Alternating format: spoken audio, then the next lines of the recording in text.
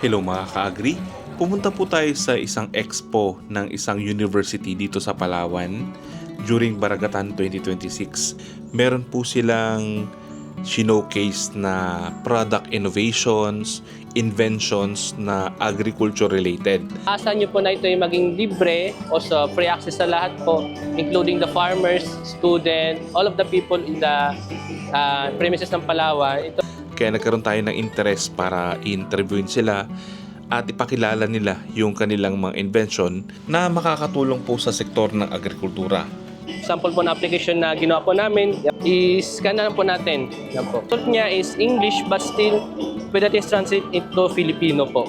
This po is the soil sense po. Ito po, sabi ko kanina po is binabasa niya po yung quality ng lupa po. Basta based sa agriculture po. Ano ang pwedeng gawin sa lupa na tigas na. Yan po. Then wait lang po natin ang result. Yan. Kapwa magsasaka, kung ang lupa mo ay matigas at hindi masyado maganda, may mga paraan pa rin Yan po. pwede Yan mong po gawin yung para mapabuti ang ibibigay ng kalidad AI. nito. Like mga payo o instruction Narito na ang pwede. ilang mga Like suggestion para instruction sa na matigas na tinanong natin sa lupa. Coming kanya. up. Nandito po tayo sa Baragatan 2026 sa Palawan. Meron pong expo ng WPU, Western Philippines University. At meron po silang mga display. Ito po yung pumukaw sa ating attention, yung mga agriculture-related na innovations. Meron dito gumawa ng mga platforms, merong mga machineries na gawa ng mga engineering students. Magandang hapon po. Una sa lahat, kami po ang CCAS o tinatawag na College of Computing Arts and Sciences. Sa ngayon, ang nasa showcase po namin is 4 na system lang po. Una is ito pong Soil Sense.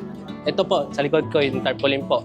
Kung saan ang Soil Sense ay binabasa po yung quality ng lupa. Yung like acidic ng lupa, pH level ng lupa, o sa the moisture ng lupa at iba pa. Also, ang Soil Sense na ito ay meron pong application. Kaso nga lang, hindi pa po siya available. Pero yung sa application na po yun, nakikita yung pwedeng itanim sa lupa na yun. Compatible sa ganitong pananim o hindi. Next is the Field IAI. Itong application na ito is pest detection kung saan itapat mo lang yung camera sa pest, then automatic na po itong ilalabas information ng pest. Ito po ay AI, gumagamit ng AI, which the YOLO. Tinatawag po natin You Only Look Once. Yung po yung AI na ginamit po namin. Ito po yung mga pest is local in Palawan lang. In Palawan lang po siya. Ito po ay libre. Libre po, free access sa lahat. Then, sa ngayon po is online based siya.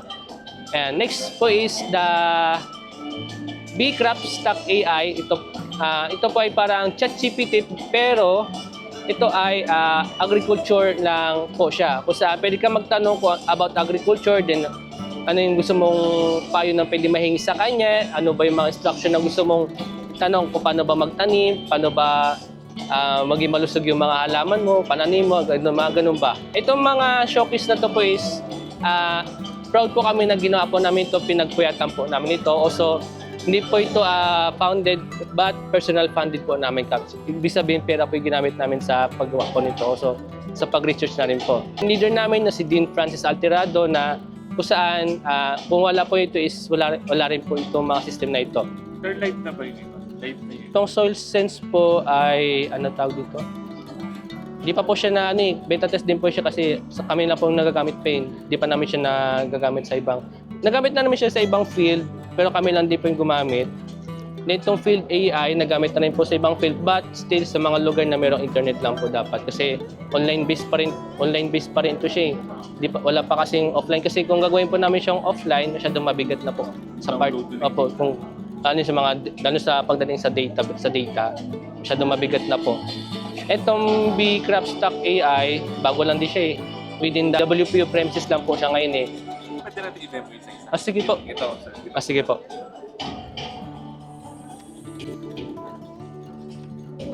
Sir, ito po ay AI kung saan ito po ay merong text-to-speech. Also, ito po, sir. Pag mag-type po tayo, sir, may para meron kang maririnig na sound o audio na ay, sorry po. Yan. Okay. Yan. Yan po is yung mga letter na tinatype po natin para po ito sa mga PWD po o sa mga di pa marunong masyadong magbasa. Yan. Then, type po tayo ng ano lang sir, basta based sa agriculture po. Ano, Space N G space. ano ang pwedeng gawin sa lupa na hindi masyado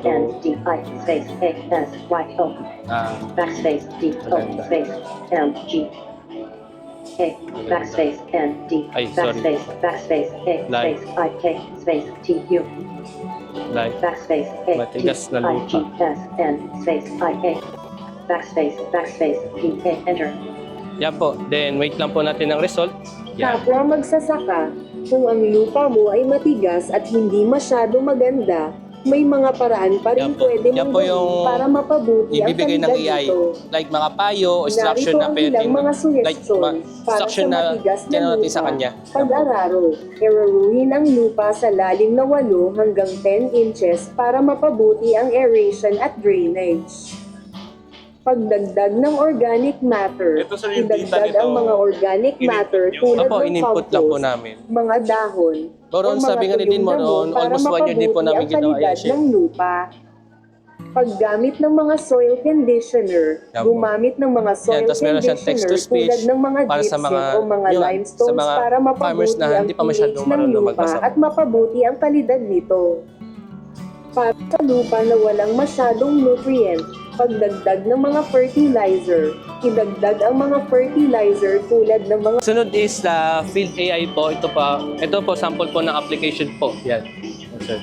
Sample po ng application na ginawa po namin. Yan po.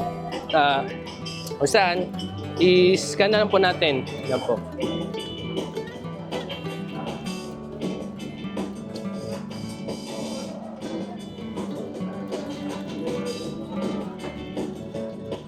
Wait lang po kasi ito ay online based pa rin po. Also naka-base pa rin sa internet connection kung gaano kabilis yung internet connection natin. Yan. Yan po. Also yung result niya is English but still pwede natin translate into Filipino po. Yan. Then kung nauka lang pa tayo sa information sir, i-click lang po natin itong view more information po. Yan. Then mapupunta pa tayo sa Wikipedia. Yan. Then So yung unang information, sir, yung pangalan, scientific name niya. scientific name, description, also the damage, also treatment level, yan, also the prevention, ano pa pwedeng gamitin natin na chemical po. Yan. Next po is the soil sense po. Ito po, sabi ko kanina po is binabasa niya po yung quality ng lupa po. Ito po yung mga readings po dito po is na nitrogen, potassium, phosphorus po, then the temperature o sa pH level, then the moisture po. Sa ngayon po sa binabasa is 0 nitrogen, potassium, phosphorus, o sa moisture is ibig sabihin tuyo po siya. Then the temperature is that 30 degrees po. Then the pH level is 3 po. Yan. Masyadong acidic na po, sir. But still, the application, di ko alam kung ano pong result nito sa application kasi yung application po is not available today due to the technical error po. Yan po. Then, ito sir, sige po. Test natin ito sir. Ito po is medyo basa. Actually, binasa ko siya kanina sir. Ito ay galing sa lupa na may mga semento do sa construction po. Check natin yung result, yung niya, reading niya.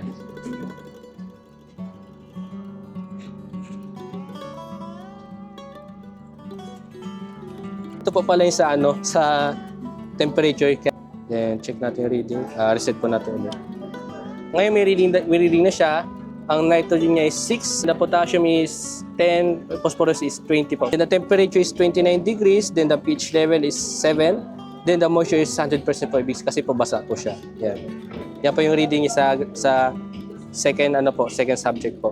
So instant po yung reading. Po instant po. Real time na po yung binibigay niyang data. Sir, tanong ko lang, paano po siya i-apply sa, halimbawa, isang large scale na farm? Apo. Paano i-reading yun? Kukuha ng sampling or... Sampling lang po sir na Sa halimbawa, hindi ko alam kung ano tawag doon sa lupa, ano nila sir, yung saka ba yun? Kuha ng lupa doon sir, kahit ganito lang sir, ganito lang. Tapos i-read po yun, then ano ba magiging result nila, then ano yung magiging conclusion doon sa lupa na yun sir. Yun po. Itong mga showcase na po ito namin is, ito po yung magiging libre sa lahat ng mga, kasi for agriculture ito halos lahat maasahan nyo po na ito yung maging libre o so free access sa lahat po, including the farmers, student, all of the people in the premises ng Palawan. Ito po yung magiging libre po lahat. Ito po. Abangan nyo lang po, then yun po. Magiging malaking tulong po ito sa inyo pagdating sa inyong agriculture business po.